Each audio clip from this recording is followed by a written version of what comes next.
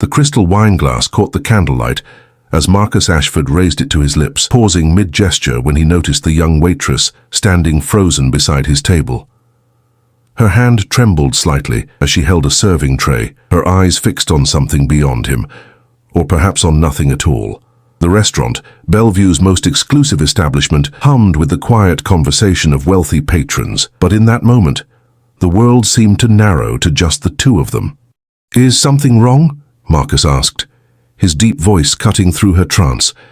The waitress, her name tag read Claire Bennett, blinked rapidly as if waking from a dream. I apologize, sir. I'll be right back with your entree." Before he could respond, she turned and walked swiftly toward the kitchen, her movements stiff and mechanical. Marcus frowned, setting down the wine glass untouched. In his 42 years, he'd built Ashford Industries from a small tech consulting firm into a billion-dollar empire, and he'd learned to read people with uncanny accuracy. Something about Claire's behavior triggered an alarm in his mind, though he couldn't quite identify what. The restaurant's ambience was impeccable as always, soft jazz playing from hidden speakers, the scent of truffle and aged wine, tables spaced far enough apart to ensure privacy for business discussions and romantic dinners alike. Marcus had chosen this venue for his meeting with Richard Caldwell, his business partner of 15 years, to discuss their upcoming merger with a European conglomerate. Richard had excused himself to take a phone call 10 minutes ago, leaving Marcus alone with his thoughts and that untouched glass of Bordeaux. Claire returned minutes later, her composure regained, but her eyes still holding that peculiar intensity. She approached his table with a fresh bottle of wine and a clean glass. "Sir, I'm terribly sorry," she said, her voice steadier now but edged with urgency. "There was a mix-up in the wine cellar. This is the correct vintage you ordered. The 2015 Chateau Margaux. May I replace your glass?" Marcus studied her face. She was perhaps 27 or 28, with auburn hair pulled back in a neat bun and intelligent green eyes that seemed to plead with him for something he didn't understand. The restaurant's dim lighting cast shadows across her features, making her expression difficult to read. "A mix-up?" he questioned. "The wine I have is perfectly fine." "Please," Claire insisted, and there was something in that single word, a desperate edge that made his instincts flare. "Allow me to pour you the correct bottle. The manager would be mortified if he knew we'd served you the wrong year."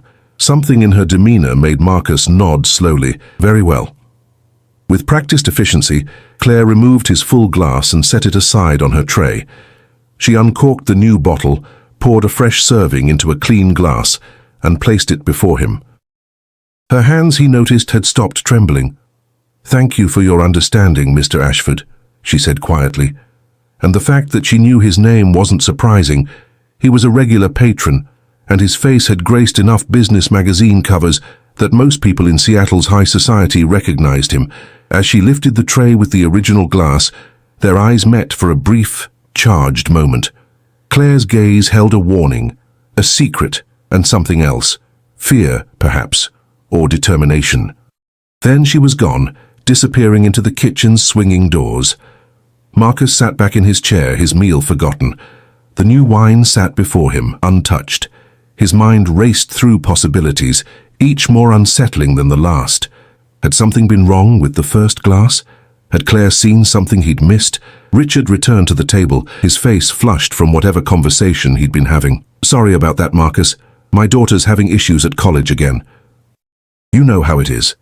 He slid into his seat and reached for his own wine glass, taking a long drink. "So where were we?"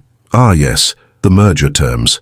But Marcus barely heard him. His attention was divided between his business partner and the kitchen doors, waiting for Claire to reappear. When she finally did, 15 minutes later, she avoided his gaze entirely, serving other tables with mechanical precision. The evening progressed, and Marcus found himself unable to concentrate on Richard's discussion of profit margins and market shares. Something monumental had happened at his table tonight, something he didn't yet understand, but knew in his bones was significant. When Richard excused himself to the restroom, Marcus made his decision. He caught Claire's eye and gestured for her to approach.